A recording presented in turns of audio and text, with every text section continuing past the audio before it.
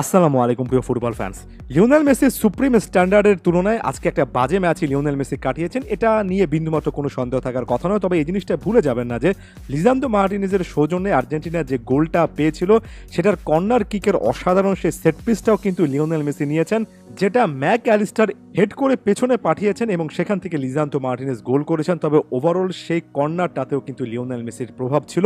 একেবারে যে ইম্প্যাক্টহীন একটা ম্যাচ কাটিয়েছেন ব্যাপারটা এমন নয়। তারপরে লিওনেল মেসির সে স্ট্যান্ডার্ডের কথা বলছিলাম, সেই অনুযায়ী লিও মেসি ভালো একটা ম্যাচ কাটাননি। অনেক বিষয় নিয়ে ডাউট আছে, তার ইনজুরি নিয়ে, তার ফুল ফিটনেস নিয়ে অনেকে অনেক প্রশ্ন করছেন। কাউকে কোথাও যেতে হবে না, খোদ লিওনেল মেসি ম্যাচের পরে পুরো ব্যাপারগুলো ব্যাখ্যা করেছেন। লিওনেল মেসি তার ওই চিপের কথা, অর্থাৎ যে স্টাইলে তিনি পেনাল্টি নিয়েছেন সেটা সম্পর্কে বলতে গিয়ে বলেছেন, ওই মিসটার পর আমার আসলে অনেক বেশি করে রাগ হচ্ছিল। আমি দিবো এবং রুলির সঙ্গে এমন টাইপের পেনাল্টির ব্যাপারে আলোচনা করেছি, অনেক বেশি প্র্যাকটিস আমি করিনি, তবে তাদের সঙ্গে কথাবার্তা বলে রাখছিলাম। যেহেতু গোলকিপার ডাইভ করছিল, আমার ইচ্ছা ছিল এভাবে ফিনিশ করা, বলটা আমি টাচ করলাম, তবে দুর্ভাগ্যবশত বলটা একটু বেশি উপরে উঠে গিয়েছিল।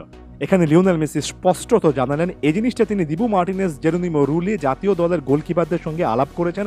আগে থেকে এটা তার মাথায় ছিল, হয়তোবা শেষ মুহূর্তে এসে বলটা একটু বেশি উপরে উঠে গিয়েছিল, একটু এদিক থেকে সেদিক হলে লিওনেল মেসি একেবারে ক্লাসিক্যাল পানেনকা স্টাইলে অসাধারণ আরও একটা ফিনিশ করে আসতেন। বারবার করে আমি বলি, পেনাল্টি নেওয়া একটা বড় রকমের স্কিল, একই সঙ্গে এখানে লাকেরও একটা ফেভার অবশ্যই থাকা লাগে। লিওনেল মেসি সেলফ ক্রিটিক্যাল ছিলেন, নিজের ভুল নিজে বুঝতে পেরেছেন এবং সেটা নিয়ে আত্মসমালোচনা করেছেন এবং একেবারে বিপরীত চিত্রে দিবু মার্টিনেজকে রেখেছেন। বলেছেন দিবু এমন সিচুয়েশনে সবসময় আমাদেরকে রক্ষা করে, এই মুহূর্তগুলোতে দিবু তার বেস্ট ভার্সনটা দেখায়। সবচেয়ে ভালো ব্যাপার হচ্ছে গিয়ে জটিল সিচুয়েশনে সে খুব দ্রুত সিদ্ধান্ত নিতে পারে এবং সে নিজের উপর আস্থা রাখে। আমরাও তার উপর আস্থা রাখি, এতটাই রাখি যে এ ম্যাচের আগেও আমি রীতিমতো মজার ছড়ে বলছিলাম যে ম্যাচটা যদি টাই ব্রেকারে গড়ায় তাহলে চিন্তার কিছু নেই, দিবু আছে। তার মতো একটা গোলকিপার এমন স্টেজে পাওয়া সবসময় একটা দলের জন্য অ্যাডভান্টেজ। দিবু মার্টিনেজের উপরে কি পরিমাণ নির্ভরতা এবং ওই মিস্টার পরেও লিওনেল মেসি কি চিন্তা করছিলেন, দল কি চিন্তা করছিল, বাকি পেনাল্টি কিকগুলো কিভাবে আত্মবিশ্বাসের সঙ্গে বাকিরা শেষ করেছেন, সকল কিছুর কিন্তু একটা সামারি, একটা সারমর্ম পেয়ে যাবেন এটার মাধ্যমে।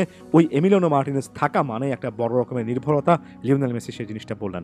ইনজুরির কথা কি ভুলে যাচ্ছেন? ভুলে যাওয়ার বিন্দুমাত্র কোনো সুযোগ নেই, কারণ লিওনেল মেসি নিজেই ব্যাপারটা নিয়ে ব্যাখ্যা করেছেন। বলেছেন নিজেকে আমি সব রকমের অস্বস্তি থেকে দূরে রাখার চেষ্টা করছি, ট্রেনিংয়ে আস্তে আস্তে চেষ্টা করছি, তবে মনের মধ্যে কিছু না কিছু ভয় কাজ করে, ওই হালকা ভয় নিয়ে কিন্তু খেলতে হয়। পরবর্তীতে আরো যুক্ত করেছেন, বর্তমানে আমার কোনো অস্বস্তি নেই, তবে ওই যে মনস্তাত্ত্বিক একটা ব্যাপার থাকে, যে কোনো মুহূর্তে ইনজুরি পিক করতে পারে, এই ব্যাপারগুলো থেকে কাটিয়ে উঠতে হবে। কোনো অস্বস্তি নেই বলে আমি স্কালোনিকে জানিয়েছিলাম এই ম্যাচটা খেলার জন্য আমি প্রস্তুত। লিওনেল মেসি স্পষ্টত সকল কথা তো নিজেই বলে দিলেন যে হ্যাঁ, কোনো রকমের ডিসকমফোর্ট নেই, কোনো রকমের ব্যথা বা অস্বস্তি তিনি এখন অনুভব করছেন না, তবে সবসময় মনের মধ্যে একটা ভয় থাকে যে কোনো মুহূর্তে ব্যথাটা আসতে পারে এবং এটা তার খেলায় একটা ইম্প্যাক্ট যে ফেলছে সেটা লিও মেসির কথায় স্পষ্ট। তাই যারা এই ব্যাপারে মন্তব্য করেছেন, প্রশ্ন করছেন, জানতে চাচ্ছেন লিওনেল মেসি ইনজুরি নিয়ে কি ম্যাচটা খেলেছেন কিনা, উত্তরটা হয়তোবা না, যে লিওনেল মেসি ইনজুরি সংক্রান্ত চিন্তা ছিল না, তবে এখানে একটা সাইকোলজিক্যাল ফিয়ার ছিল, একটা মনস্তান্ত্রিক একটা মানসিক ব্যাপার ছিল, যে জায়গা থেকে লিও মেসি একটু এদিক থেকে সেদিক হলে, বিশেষ করে প্রতিপক্ষ যখন এতটা ফিজিক্যাল ফুটবল খেলে তখন ইনজুরি পিক করতে পারেন, ব্যথাটা ফিরে আসতে পারে এবং সেটার জন্য দল সাফার করতে পারে, এমন টাইপের সংকোচ বোধ নিয়ে, এমন টাইপের একটা অস্বস্তি নিয়েই কিন্তু খেলছেন এবং এই জিনিসটা এ ম্যাচে স্পষ্টত বোঝা গেল। এর আগের ম্যাচ, অনেক ম্যাচে হয়তো বোঝা যায়নি, তবে কোনো না কোনো একটা দিন এসে এই জিনিসটা আসলে স্পষ্ট হতো। এটা আসলে একটা বাস্তবতা। দিনের পর দিন তিনি কিন্তু এই ভয়টা নিয়ে খেলছেন, প্রতিটা ম্যাচে সে ভয়টা জয় করে নিজের সেরাটা দেওয়া যায় না। এদিন লিও মেসি তার সেরাটা দিতে পারেননি, জাস্ট আ ব্যাড ডে ছিল। ব্যাপারগুলোকে আমি এখানে শেষ করতে চাই।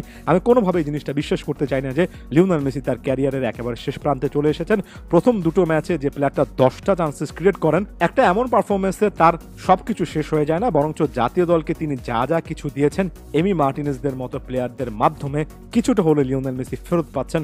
এটাও কিন্তু একদিক থেকে স্বস্তির একটা ব্যাপার। প্রত্যেকটা ম্যাচ, প্রত্যেকটা সিচুয়েশনে লিওনেল মেসি আপনাকে জেতাবে না।